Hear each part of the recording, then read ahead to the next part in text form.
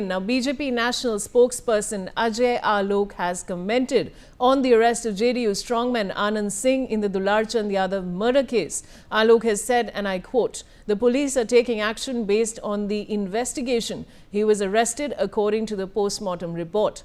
The forensic investigation and his video statement. He has been detained in the extortion cell.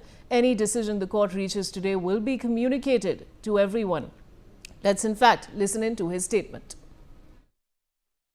हम तो गिरफ्तार भी कर लेते हैं क्योंकि ना किसी को फंसाते हैं ना बचाते हैं। अपने काल का याद करें, शहाबुद्दीन को तो उत्तर प्रदेश पुलिस गिरफ्तार करने आई थी। 26 घंटे फायरिंग हुई, उसके बाद लालू जी ने उत्तर प्रदेश पुलिस को वापस भेज दिया था। ज्ञान देने की कोशिश मत कीजिए। जो दोषी होगा वो बचेगा नहीं। जब आप बचे ही नहीं तो बाकी कौन बचेगा? तैयारी कीजिए, तिहाड़ जाने की बारी आ रही है। जांच के हिसाब से पुलिस अपनी कार्रवाई कर रही है। पोस्टमार्टम की रिपोर्ट और फॉरेंसिक जांच के बाद जो भी तथ्य सामने आए, उनके वीडियो बयान के आधार पर उनको गिरफ्तार किया गया है। रंगदारी सेल में उनको रखा गया है। न्यायालय में आज उनको प्रस्तुत किया जाएगा। अब न्यायालय जो भी निर्णय लेगा सबको मान्य होना चाहिए। लेकिन चुनाव चल रहे हैं, ये विशुद्ध रूप से चुनाव आयोग का फैसला है और चुनाव आयोग के तमाम फैसले के साथ राज्य सरकार मजबूती के साथ खड़ी है। हम तो गिरफ्तार भी कर लेते हैं क्योंकि ना किसी को। My colleague Shailendra Kumar is back with me. Shailendra, बहुत बड़ी स्टेटमेंट आ रही है अजय आलोक से और वो कह रहे हैं कि दोषी बचेगा नहीं, तिहाड़ जाने के लिए तैयार हो जाइए। आप क्या बता सकते हैं हमें?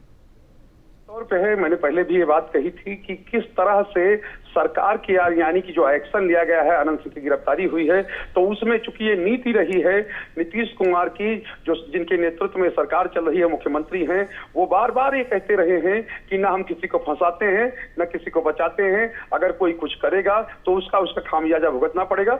और यही बताने और जताने की कोशिश अब सत्ता पक्ष की ओर से की जा रही है, लेकिन पक्ष ये कह रहा है, यानी आज जिस तरह से तेजस्वी यादव का, नेता प्रतिपक्ष का बयान आया और उन्होंने एक डेडलाइन तय कर दी कि हम जब सत्ता में आएंगे, यानी 14 तारीख को मतगणना होगी, 18 तारीख को शपथ होगी और 26 तारीख से यानी 26 नवंबर से और 16 जनवरी के बीच में राज्य में जितने भी अपराधी हैं, वो कहीं का भी हो, किसी भी दल का हो, उन सबको गिरफ्तार कर दिया जाएगा। तो जाहिर सी बात है, उन्होंने एक नैरेटिव बनाने की कोशिश की, लेकिन उसी नैरेटिव कहे कि जवाब में जो अजय आलोक का बयान है, वो साफ तौर पे, सीधे तौर पे हमलावर हैं लालू प्रसाद यादव पर।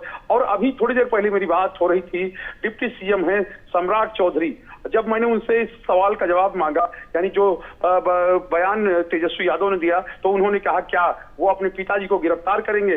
यानी सीधे तौर पर एक मैसेज देने की कोशिश की जा रही है। और यही नहीं, जो सम्राट चौधरी उन्होंने कहा कि जो रूल है, यानी कि जो कानून का राज है, वो एनडीए ही राज्य में दे सकता है और दे रहा है।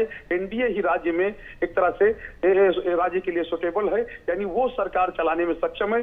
तो ये बातें जो है सत्ता पक्ष की ओर से, यानी कि चाहे अजय आलोक हो, चाहे जो उप मुख्यमंत्री हैं सम्राट चौधरी हो, और चाहे जो जेडीयू के तमाम नेता हैं, वो सब अब यही बात कह रहे हैं कि 2005 से पहले की जो स्थिति थी, अब वो स्थिति नहीं है।